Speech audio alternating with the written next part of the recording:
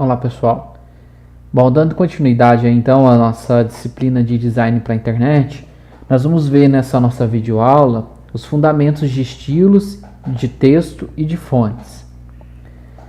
As propriedades CSS usadas na estilização de texto, elas podem ser divididas em duas categorias, tá? Então nessa aula a gente vai ver as propriedades CSS específicas à estilização de textos. E dentre essas propriedades CSS, elas são organizadas dentro de dois grandes grupos. Aquelas propriedades que nós alteramos os estilos da fonte, né? Essas propriedades elas vão afetar diretamente a fonte que é aplicada ao texto. Por exemplo, o tamanho dela, né? Se é negrito, se é itálico, se tem algum recurso decorativo. Ou então regras que estão relacionadas ao estilo de layout do texto, né? Mais relacionado à disposição do texto. Por exemplo, espaçamento, alinhamento do texto, né? Basicamente é isso, espaçamento e alinhamento do texto, tá? E a primeira propriedade que nós vamos ver, né, com relação aos estilos de fonte, é a propriedade color. Essa propriedade, nós já vimos alguns exemplos ao longo da nossa disciplina, especificamente dentro das regras CSS. Essa propriedade ela define uma cor para o texto. Ela aceita várias unidades CSS. O valor dessa propriedade color, né, que é um valor que corresponde à cor que a gente quer aplicar, ele pode ser representado por diversas unidades. Eu explico essas unidades lá no arquivo que eu disponibilizei para vocês na plataforma sobre unidades de cores em CSS, tá? Então pode ser, tem outras unidades, mas as principais, keywords, hexadecimal e RGB. Então se vocês ainda não leram esse documento, eu sugiro que vocês pausem aí a nossa aula, a nossa videoaula, voltem lá, acessem esse arquivo, façam o estudo dele para depois prosseguir com a videoaula, tá? Então aqui, por exemplo, eu estou aplicando a cor vermelha ao parágrafo P. Uma outra coisa também que eu vou utilizar aqui, pessoal, é o seguinte: eu vou utilizar esse editor aqui da W3 Schools, que é um editor online, tá certo? Para agilizar um pouco mais as videoaulas. E agora vocês já aprenderam a utilizar o Sublime ou qualquer outro editor, a criar o arquivo HTML e também aprenderam a criar as regras CSS no arquivo externo, né, e depois incorporá-los. Nesse caso aqui eu estou utilizando as regras CSS de forma interna, porque como é um editor online não tem como eu linkar aqui, né, por meio do elemento o meu arquivo CSS que está salvo no meu computador. Então, só por isso que eu estou utilizando dessa forma. Mas eu recomendo a vocês, e nos trabalhos eu vou continuar pedindo que vocês façam, por favor, as regras CSS no arquivo externo, tá? E incorporem isso no arquivo HTML de vocês, como a gente viu lá no começo do estudo das regras CSS. Então, nesse exemplo aqui, ó, tem uma regra que está sendo aplicada ao elemento body, ou seja, tudo que está aqui dentro do body, para que tenha essa cor aqui que está representada pela função RGB, que é essa cor aqui laranja, certo? E eu tenho uma outra regra CSS que está vai ser aplicada ao elemento que tenha o ID, aqui o cerquilha, certo? Isso significa que é um ID, que tem o ID conteúdo, no caso, esse parágrafo aqui, certo? Ok. Bom, mas aí vocês podem perguntar, o body teria que ser aplicado para todos os elementos. O elemento P está dentro do elemento body, por que que ele não está com a cor laranja? Porque aqui, gente, houve uma sobreposição de regras CSS. Existia essa regra aqui em mais alto nível que aplicava essa cor para todos os elementos, né? Aliás, para o elemento body, enfim, todos os elementos que estivessem dentro dele. Porém, depois eu criei uma outra regra, certo? Onde eu estou aplicando a cor verde para o elemento que tenha o ID conteúdo. Então, essa regra sobrescreveu essa daqui. Porém, se eu tirar essa regra aqui, se eu apagar e mandar atualizar, tá vendo? Ficou tudo com a cor aqui de cima, que é essa cor meio alaranjada aqui, representada pela função RGB, tá? Então aqui houve uma sobreposição de regras CSS. Ok? A outra forma de representar é por meio de uma representação hexadecimal. Por exemplo, aqui vou colocar branco.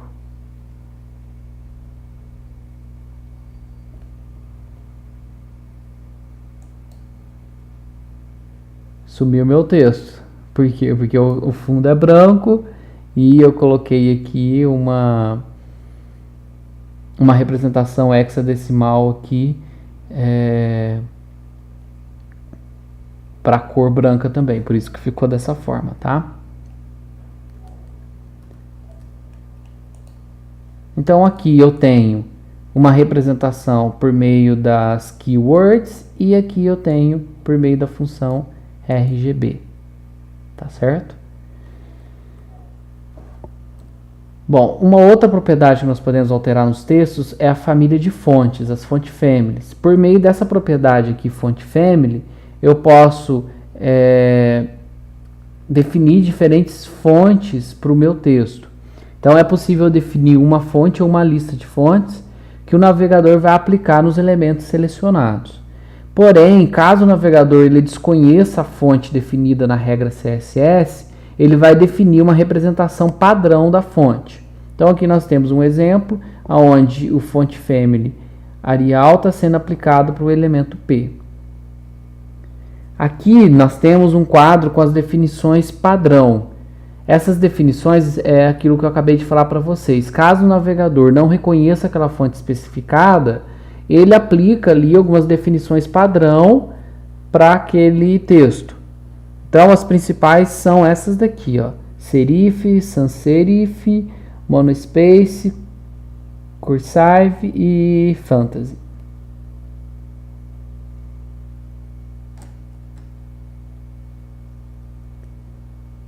Fontes web seguras. Existem algumas fontes, né, as chamadas web safe fonts, que são válidas em praticamente todos os sistemas e navegadores, e por isso é recomendável que utilize elas. Existe uma lista que é atualizada de tempos em tempos e que sugere algumas fontes seguras para serem usadas. Por que são chamadas fontes seguras?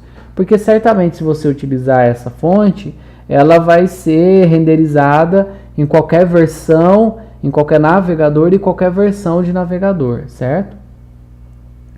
E aí essas aqui são as principais web safe fonts, né, que se recomenda utilizar. Bom, aqui então nós temos um exemplo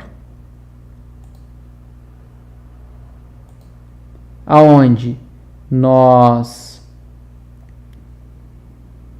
temos aqui essa regra CSS aplicada a um parágrafo que tenha a fonte serif, onde estou aplicando essa fonte family, e eu tenho aqui uma outra regra CSS aplicando a um parágrafo também, mas que tenha essa classe aqui definida, essa outra família de fontes, certo? E aqui nós vemos perfeitamente a diferença de fontes de cada uma dessas famílias. Agora, uma outra coisa que eu queria mostrar aqui para vocês, que não está diretamente relacionada à questão da propriedade fonte family, mas eu queria que vocês observassem, é o seguinte: nós vimos lá que existem uma das formas de eu criar um seletor é por meio da classe. Geralmente a gente criava a classe ponto, né, eu colocava ponto e o nome da classe. Por que aqui eu estou utilizando o elemento ponto a classe? Se eu fizer dessa forma aqui, essa regra ela vai ser aplicada somente a um elemento P que tenha essa classe aqui definida. Só para mostrar para vocês, ó, eu vou colocar aqui a propriedade color.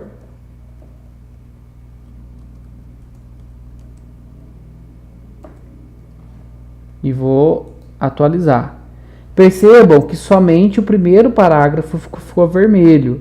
apesar de eu ter aqui uma div que tenha exatamente a mesma classe que o elemento P. Porém, a regra, o seletor aqui, ele vai pegar somente o elemento P que tenha a classe serif. Se eu tirar aqui o elemento P e mandar atualizar,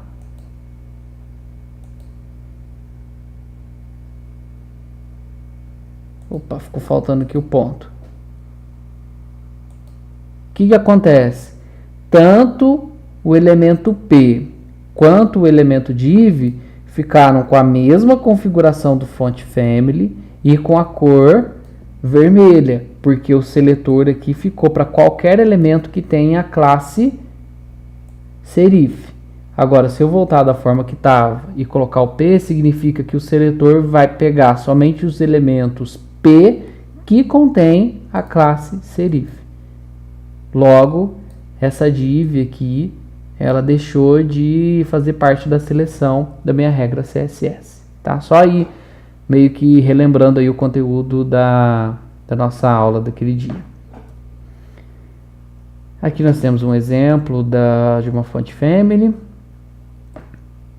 Bom, uma outra propriedade que a gente pode alterar é a font size, que está relacionada ao tamanho da minha fonte. As unidades mais comuns para atribuição de valores à referida propriedade são pixels, o número de pixels que se deseja que o texto tenha. É uma unidade absoluta, ou seja, o resultado final será o mesmo em qualquer situação. A outra forma de representar o valor do font size é por meio do EM. O que é o EM? O EM é uma medida onde um EM é igual ao font size definido no elemento pi do elemento corrente que estamos estilizando. O uso da unidade EM é bastante interessante do ponto de vista da manutenção. Esse tipo de unidade, ele não é absoluto. Ele vai depender do tamanho da fonte que foi definida no elemento pi, tá? Então, se o elemento pi, por exemplo, ele tem, vamos imaginar lá, 16 pixels, e eu coloco que o meu elemento, um elemento qualquer, que é filho desse elemento pi, e eu coloco que ele tem 1.5 em, qual que vai ser o tamanho desse elemento em pixels? Vai ser 1.5 vezes 16 pixels. Esse que vai ser o tamanho dele. Então, quando você coloca essa unidade, ela sempre vai ser proporcional, ela vai ter um efeito em cascata. Se eu aumentar o tamanho do elemento pi, automaticamente os elementos subordinados também vão ter o seu tamanho alterado. Não é um valor absoluto, certo?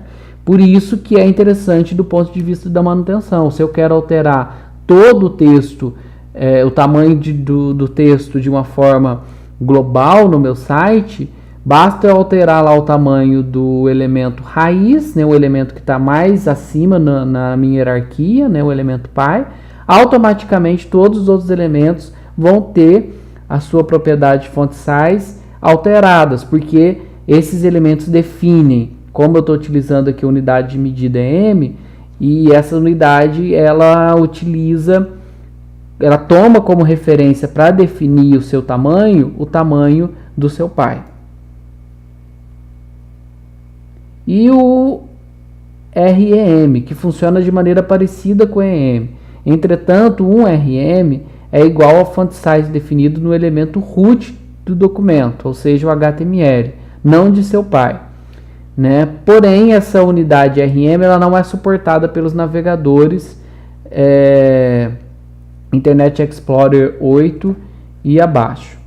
Então, como eu disse para vocês, o tamanho da fonte de um elemento ele é herdado de seu pai. Assim, por padrão, todos herdam o valor padrão que o navegador define para o elemento HTML, por exemplo, que é 16 pixels. Então, se eu não altero nada, se eu não defino nenhum valor para o meu elemento, todo elemento HTML vai ter um valor aí de 16 pixels. Então, dessa forma, olha o exemplo para vocês verem. Um parágrafo ou outro elemento qualquer que não tem o seu font size definido. Eu não criei nenhum font size na minha regra CSS. Dentro do elemento root, ele vai ter 16 pixels. Outros elementos podem ter valores padrão diferentes, como H1, que possui 2 EMs, ou seja, 32 pixels. Por quê? 2 vezes 16 pixels, certo? Então, antes aqui até de ir para o próximo assunto, vamos voltar aqui para esse nosso exemplo. E vamos fazer o seguinte, vamos colocar aqui um font size.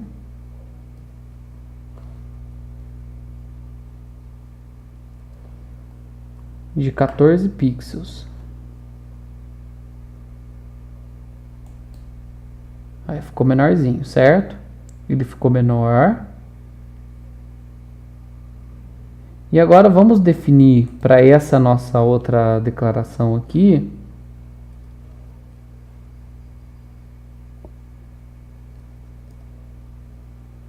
um font size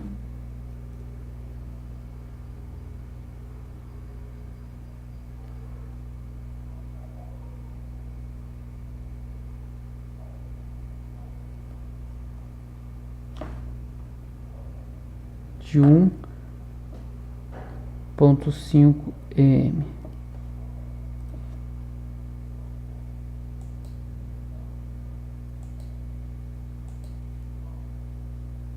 Certo? Então aqui ele ficou bem maior. Se eu tirar esse font size aqui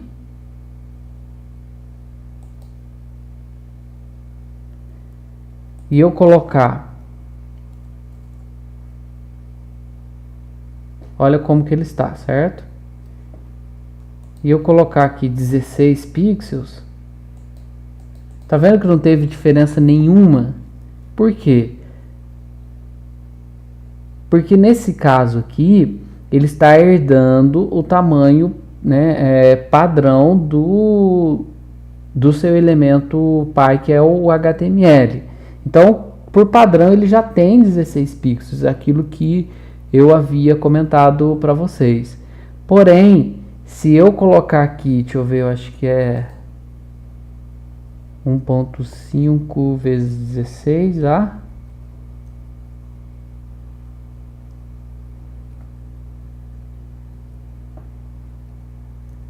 (24). Então, ó, se eu colocar aqui 24 pixels, o que aconteceu? Ele ficou com o mesmo tamanho. Tanto essa regra aqui quanto essa daqui, elas estão deixando o texto com o mesmo tamanho. A diferença é que nessa daqui eu coloquei 24 pixels e nessa daqui eu coloquei 1.5 em, que na prática equivale a 24 pixels, porque é 1.5 vezes 16 pixels. Quer ver? Se eu colocar aqui 24 também, tá vendo? Ó, não teve alteração nenhuma. Isso significa que tanto essa medida aqui quanto essa daqui, elas são equivalentes, certo? E nós temos também o font style. A propriedade font style ela é utilizada para tornar o texto itálico ou não. Pode ter os seguintes valores: normal, define o texto como normal, sem itálico; italic, né, que define o texto a usar itálico na versão da fonte, se disponível; e oblique, que é a mesma coisa que o itálico, porém o texto terá uma versão simulada de uma fonte itálica. Só para a gente fazer um teste aqui rapidamente, eu vou colocar aqui fonte style.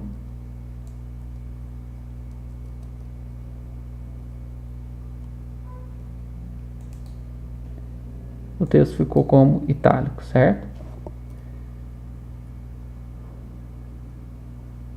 O fonte age, ele é usado para a gente aplicar negrito no texto. Então ele vai assumir os valores normal, que é a forma normal, mesmo padrão do texto, ou então bold, que é para aplicar o negrito.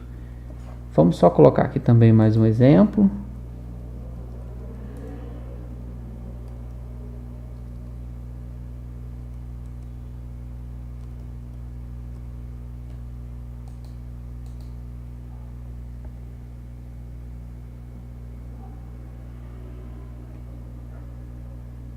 Aqui na verdade é G.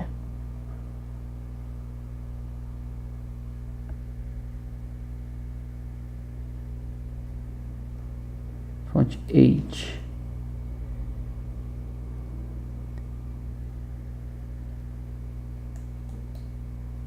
Eita.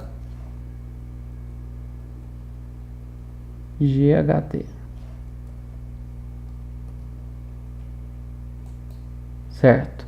Olha lá, agora ele ficou, no caso, itálico e negrito. A outra propriedade que nós podemos também alterar é a propriedade Text Transform, que ela permite a transformação visual do texto. E os possíveis valores são none, né, que previne qualquer transformação, quer dizer, eu não quero nenhuma. Uppercase, ela vai colocar o texto todo em caixa alta, certo?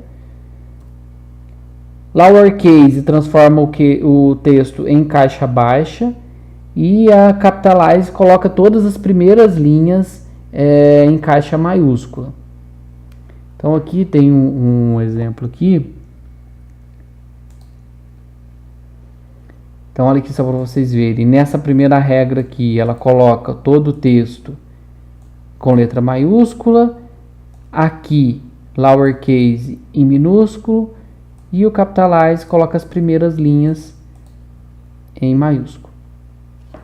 As primeiras letras, perdão, em maiúsculo. Por fim, nós temos o Text Decoration.